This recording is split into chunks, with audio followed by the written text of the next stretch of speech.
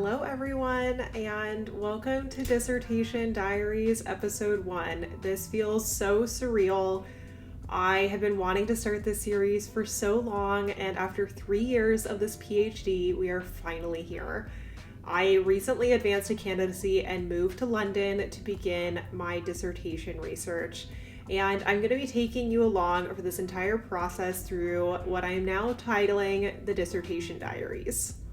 So the first question that comes to mind is, how does one even begin working on a dissertation? Well, I recently submitted a proposal that I had to defend in front of my committee about my project, and that offered some direction. However, now that I'm finally here in London and have access to the archives, I am insanely overwhelmed. And where I am beginning is where I feel most comfortable. And this video is really focused on discomfort and the process of starting something and coming to grips with realizing how deeply uncomfortable this process is. And I'm going to be talking a little bit about the logistics of how to navigate the archives and how to actually set up these archive trips in the future. But today I was setting up some archival documents to be set out for me at the British Library the following week. I was mostly looking at the records for Barbados. My project looks at England, Barbados, and Virginia primarily, and so I was pulling up a couple of documents before I headed off for a very exciting adventure up north to Cambridge.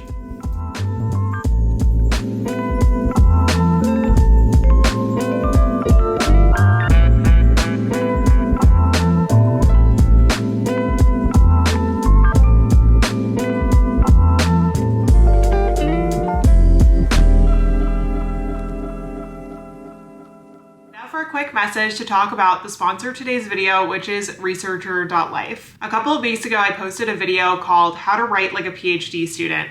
And this video featured Researcher.Life's PaperPal feature, which is a word processing AI editor, which will help you improve your grammar, your spelling, the overall flow, as well as your use of academic language. Unlike other generative AI editing softwares that are available to students, this is really designed for those of us that want to take our writing to the next level in academia. But this isn't all that's included in Researcher.Life. Their All Access Pass has so many different tools and features and resources in order to assist you with your writing, with your research process, as well as improving your skills and knowledge as you head into the field of academia. The 4 primary features that are available within the All Access Pass are Write and Publish, Read and Cite, Learn and Network, Illustrate and Promote.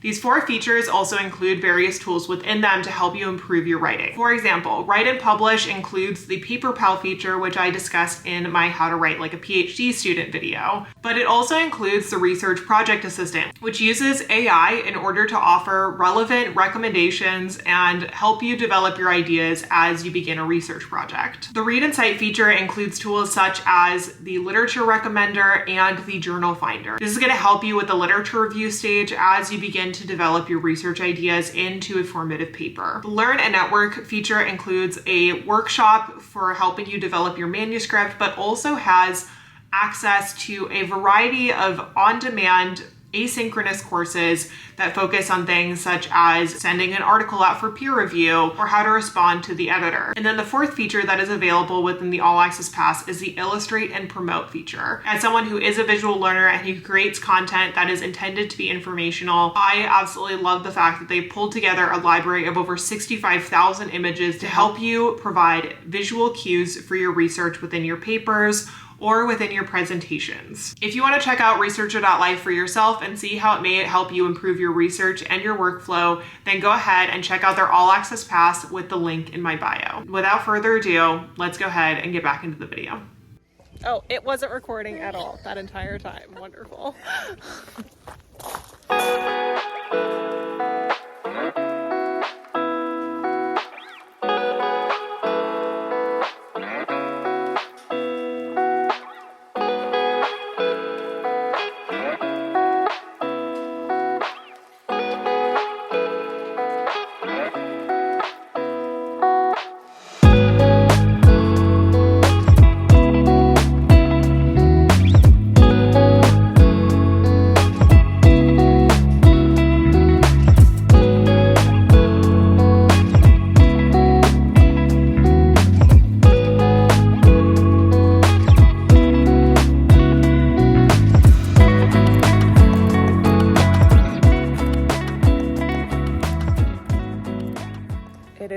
morning after I survived my first Oxbridge May Ball.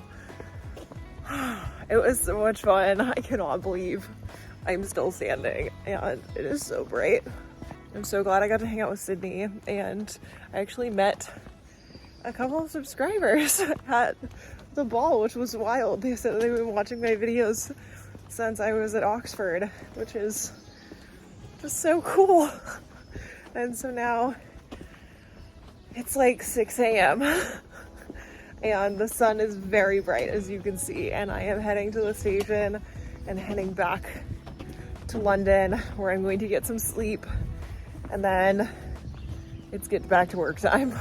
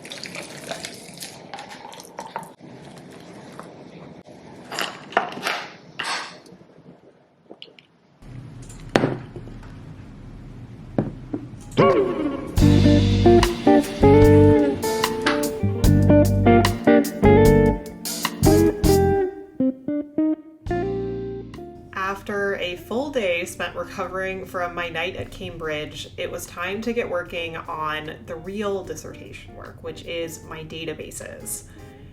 For this project, I am working on creating 2 separate databases that have been approved by my committee.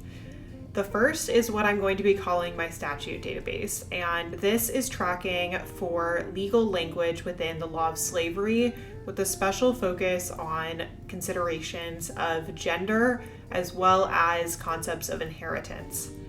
The second database, however, looks at Black life in early modern England with a special focus on parish records, communities, and more specifically, children. My dissertation is particularly interested in the concept of inheritance and how that is then translated in the laws of matrilineal descent, or partus sequitur venturum, in the 17th century. Now, some of you may be asking, why is a legal historian using databases in the first place? How do you get started? And all of this information. And I'm going to be making a separate video about how to actually build databases and why you may want to use them. But I'm just going to give you a little bit of backstory. So it may sound a little strange, but the reason I started using databases was because I used to be a medical device regulatory researcher in the Silicon Valley. I worked with startups and larger corporations looking to bring medical devices to market through regulatory pathways within the FDA. And much of my job consisted of data collection and entering things into databases and noticing little patterns and anomalies within the clinical data or within various forms of information about the device. And what I took away from that was that by creating a database, and more specifically a qualitative database, especially in Excel, I could start to recognize patterns that I otherwise wouldn't if I were only looking at the individual subjects, or even if I was looking at multiple subjects at once. This form of organization just really helps me visualize and take the time with the various subjects within my research. And the first time I ever actually used a database for my historical research was when I was an undergrad. I had made this database related to enslaved and free Black individuals who had fled to the British during the American Revolution from Virginia. And I just noticed these little patterns about where they had come from and the types of family organizations and patterns that they had formed or that they had traveled in. And this became a foundational method for the way that I perform work as a historian. I use databases in order to track for minute and coded language within a record. So while I'm looking at a database here, what I'm trying to construct is a more inclusive and specific qualitative database. And now I'm going to be talking a little bit about my practice and the process as I begin work on this database. I have been working on data entry for my database, and this is one of the two major databases that I'm working on collecting, which is Black life in early modern England, and then the second database is based on colonial statutes and legal language. So I am taking a pause on the statutes database and focusing on the Black life in early modern England, and I'm running into a little bit of a challenge because as I am setting up all of these different categories, I have found as I'm entering that there are some individuals that are mentioned twice. And so, for example, I have the record of a baptism for a boy in 1565, and then the burial of the same child just over a year later in 1566.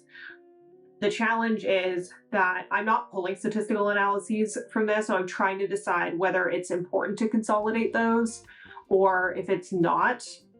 The decision document that I keep basically covers me trying to work through these different ideas and what I'm going to do with the data. And like I said, I'm not trying to pull statistical analyses from this. However, what I do imagine may come up is when I'm in the dissertation, when I'm writing the methodology section, I'm assuming I'm going to have to say, I found X number of individuals, but I'm not entirely sure what to do when I have entries that are the same person, because that will count as two people. But what I think I'm going to end up doing is finding a way to account for numbers. And so instead of keeping just the data ID and the text line, I may also add another kind of secondary ID in order to actually capture the number of individuals mentioned. I think that may be the way forward.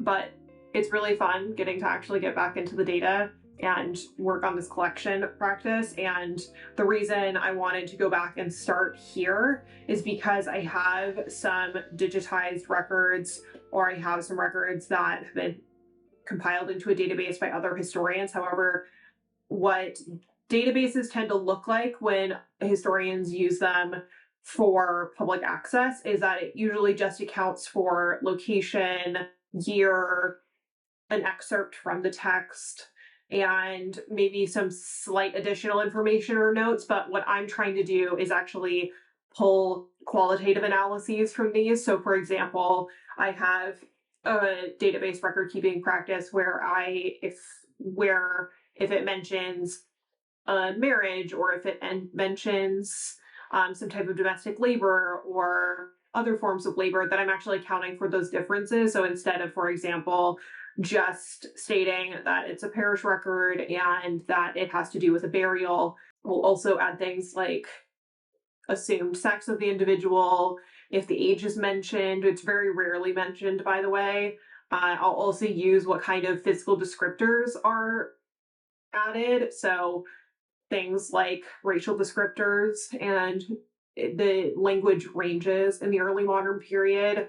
And I am separating them because their racial descriptions may also coincide with their kind of social status or religious status. And then I'm also adding descriptors such as what type of labor is being performed. So most of the records are related to the parish records in England. So those account for baptisms, marriages, and deaths primarily. But the legal records, so for example, from the Star Court, will also mention, for example, disputes over labor. So I have an example of a sex worker, or I have an example of a gardener. And so I'm also trying to account for the different types of labor being performed. And I'm not entirely sure how that's going to play into the long-term analysis, but what I'm trying to do is collect as many data points as possible, because even if it's not necessarily useful for me in my dissertation, it may be useful to a scholar in the future, because I do plan on making this database public access when the dissertation is published. And that was a very long-winded way of giving you an update. but that's where we're at the moment.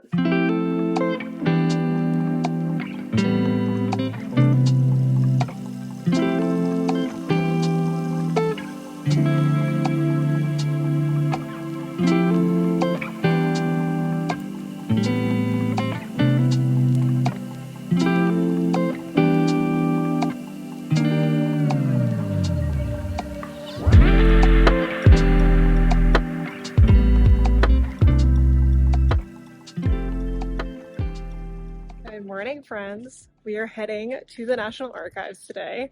I have a couple of different documents, primarily from Barbados. I think I also have some documents from Jamaica that I had called up. I called them up like over a week ago, so I can't quite remember what it was that I had scheduled to see, but I just put a bunch of things in the cart to look at. I was not super systematic about it this time. However, I am going to do a video on my dissertation roadmap and my plan going forward. But as I'm walking over to the archives, I just wanted to quickly add a little reflection on how I'm feeling about it.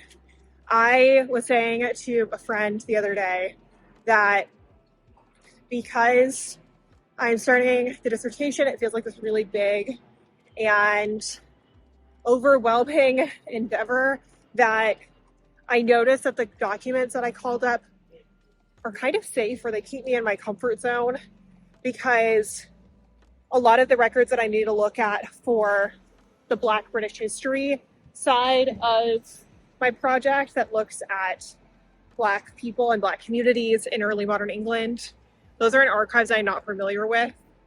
And it's also an area of history that I am less familiar with. And I feel a lot more comfortable when I go to the Parliamentary Archives, the National Archives, or the BL, just because I've been there more often. And I think it's just a little strange to think of an archive as a safe space, especially because last year I did feel really out of my depth going to the National.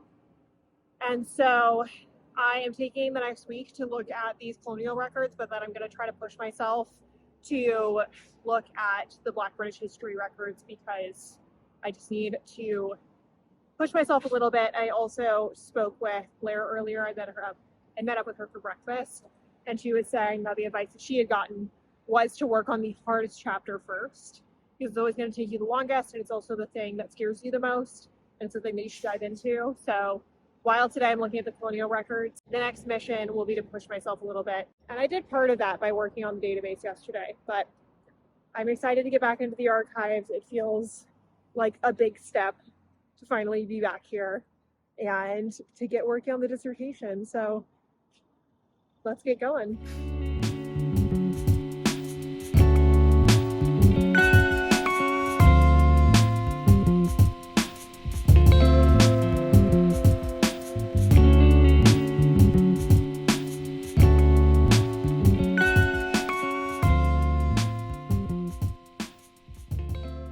Here begins my day in the archive. I check my seat reservation and go ahead into the collections room to pick up the document that I'm going to be looking at first.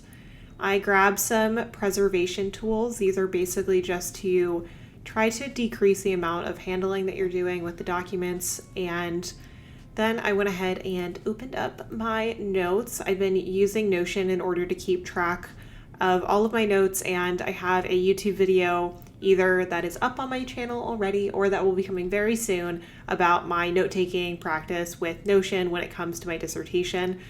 But as soon as my notes are ready to go, it's time to begin opening up the documents. This was a petition from the House of Burgesses in Virginia, and as you can see, I'm using the preservation tools to hold the edges of the document down, and I'm being very careful not to touch any of the lettering. I'm touching just the corners of the document. I've gotten a lot of questions recently about why I'm not wearing gloves. So gloves are worn by conservationists, but those of us that are working with written materials in the archive don't tend to use gloves because it actually makes it so that you're more likely to tear the material because you can't feel it on your fingertips. This is the front side of the document, and this is the back side. It was signed by Robert Carter, which I found was really interesting. The Carter family comes up a lot in Virginia history and was one of the primary subjects of my undergrad thesis, actually. I organize my notes by going ahead and adding the image from the document to Notions. That way I know what I'm looking for. However, I use Google Drive in order to actually analyze the document images later on. Now, the second document was this massive manuscript. It was the public records from 1647 in England. And let me tell you, this document was a hefty one, and it actually didn't end up having very much information that was useful, at least upon first inspection. But here I am setting up the blocks in order to not damage the spine of the manuscript. And I'm going to be perfectly honest, this document intimidated the hell out of me. I don't know if you can quite see it on my face, but as I was going through this document, I was struggling big time with the handwriting.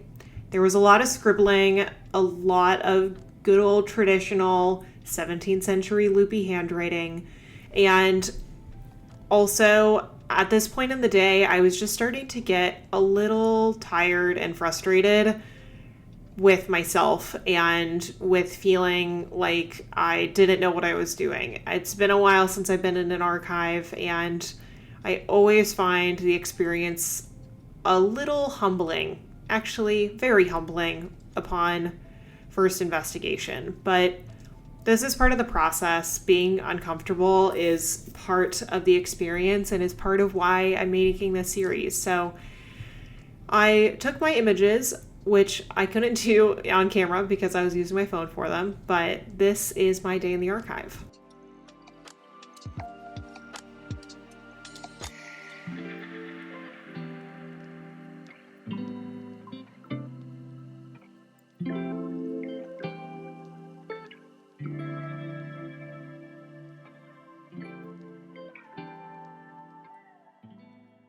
Hello from my new camera and from editing, Kaelyn.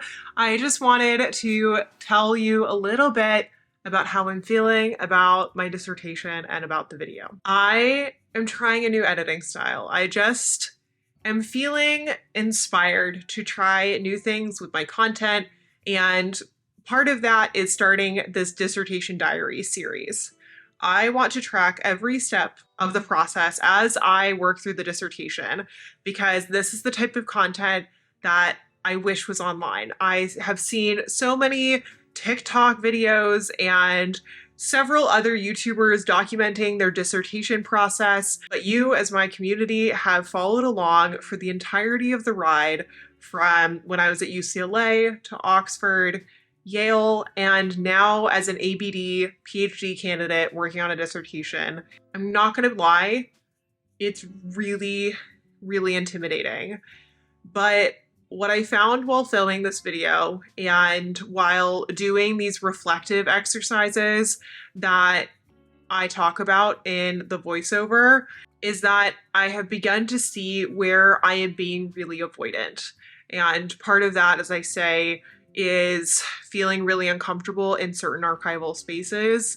And I just think it's kind of interesting to see where I was at last year, because when I first came to the UK to go look at the archival records, I was mostly dealing with legal documents in the parliamentary archives and the General Assembly records over at the National Archives, and was very uncomfortable with the process when I first got started, but slowly became more familiar as I read more of the documents and as I got used to the environment and the archivists and being able to develop a note-taking practice. And this is something I'm going to be sharing along with the Dissertation Diaries series. So although it's going to be vlog style, I also want it to be informative, talking a little bit about the method and the practice and the types of documents that I'm looking at.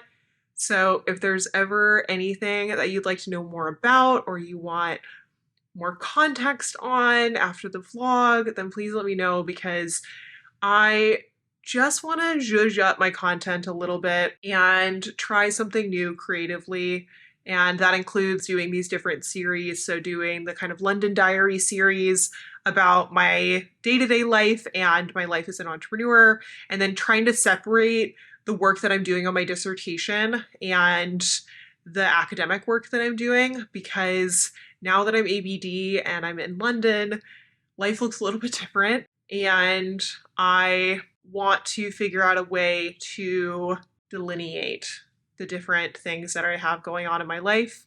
And sometimes I'll be doing the normal kind of linear vlogs, but I'm really enjoying the creative aspect of trying this kind of series setup. There's a lot more database work that I'm going to be doing in Dissertation Diaries episode 2.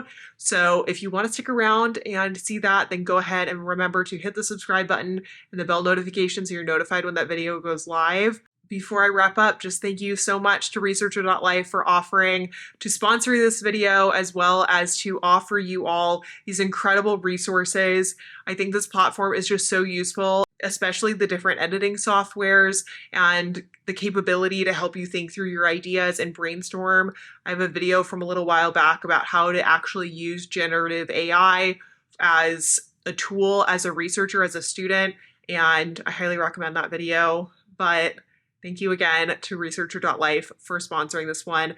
And thank you all so much for watching. I hope that you enjoyed. Please offer any feedback down below. Please be kind. And I hope that you have a wonderful day and that you enjoyed this one. And I'll see you very, very soon. Bye, everyone.